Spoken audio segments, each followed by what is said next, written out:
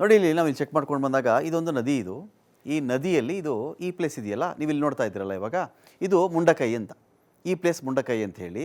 ಇಲ್ಲೇನಿದೆ ಈ ಮುಂಡಕೈ ಅನ್ನೋದು, ಇಲ್ಲೊಂದು ನದಿ ಹುಟ್ಟೋದು. ಇದು ಮೇಲ್ಭಾಗದಲ್ಲಿ ನಾನು ತೋರಿಸ್ತಾ ಇದ್ದೀನಲ್ಲ ನೋಡಿ, ಇಲ್ಲಿಂದ ನದಿ ಹುಟ್ಟಿ ಇದು ಹರಿಯೋದು. ಇದು ಎರಡು ಗುಡ್ಡಗಳ ನಡುವೆ ಈ ನದಿ ಹರ್ಕೊಂಡು ಬರುತ್ತೆ. ಅಲ್ಲೇ ಅದರದ್ದು ಸೃಷ್ಟಿ, ನದಿಯ ಮೂಲವೇ ಇದು. ಈ ಮುಂಡಕೈ ಅಂತ ನಾನು ತೋರಿಸ್ತಾ ಇದ್ದೀನಲ್ಲ, ಇದೊಂದರಲ್ಲೇ ನಿಮಗೆ ಒಂದು ಸುಮಾರು 400ಕ್ಕಿಂತ ಹೆಚ್ಚಿನ ಮನೆಗಳು ಈ ಭಾಗದಲ್ಲಿವೆ. ಈ ಮುಂಡಕೈ ಪ್ಲೇಸ್ ಹೇಳಿದ್ದೆ ನಾನು, ನಿಮ್ಗೆ ಕಾಣಿಸುತ್ತೆ ನೋಡಿ. ಇಲ್ಲಿ ನೀವು ಕ್ಲೋಸ್ ಹೋದಾಗ ನಿಮ್ಗೆ ಗೊತ್ತಾಗುತ್ತೆ ನೋಡಿ, ಇಲ್ಲಿ ಚಿಕ್ಕ ಒಂದು ರೋಡ್ ಥರ ಆ ಕಡೆ ಎಲ್ಲ ಇದೆಯಲ್ಲ ನಿಮಗೆ, ಇವೆಲ್ಲವೂ ಕೂಡ ಇಲ್ಲಿದ್ದಂಥ ಗ್ರಾಮಗಳು ಅಥವಾ ಒಂದು ಗ್ರಾಮದ ಮನೆಗಳು ಅಂತ ಇಲ್ಲಿತ್ತು.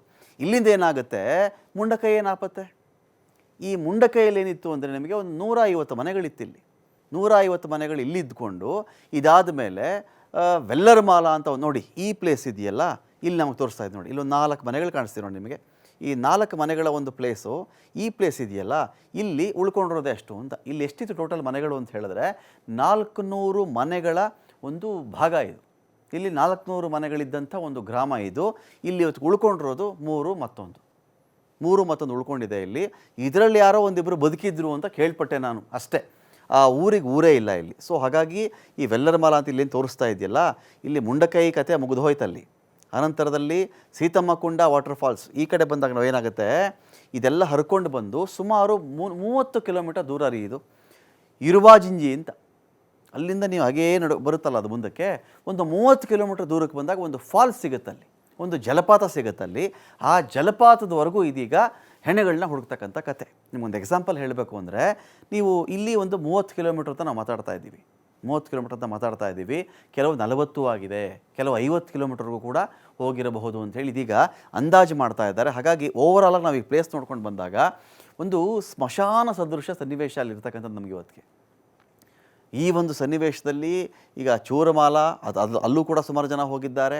ಇಲ್ಲೊಂದು ವಾಟರ್ ಫಾಲ್ಸು, ಅಲ್ಲೂ ಕೂಡ ಯಾರಾದರೂ ಸಿಗ್ತಾರಾ ಅಂಥೇಳಿ ಸೂಚಿಪಾರ ವಾಟರ್ ಫಾಲ್ಸ್ ಅಂತ ನೋಡಿ, ಇಲ್ಲಿ ಸೂಚಿಪಾರ ವಾಟರ್ ಫಾಲ್ಸ್ ಇದೆಯಲ್ಲ, ಇಲ್ಲಿವರೆಗೂ ಹೆಣ ಎಲ್ಲಿ ತೇಲ್ಕೊಳ್ಬೇಕಾದ್ರೂ ಬಂದಿರಬಹುದು ಅಂತ ನಾನು ಮಧ್ಯಾಹ್ನ ಮಾತಾಡ್ಬೇಕಾದ್ರೆ ಕೇಳ್ತಾ ಇದ್ದೆ.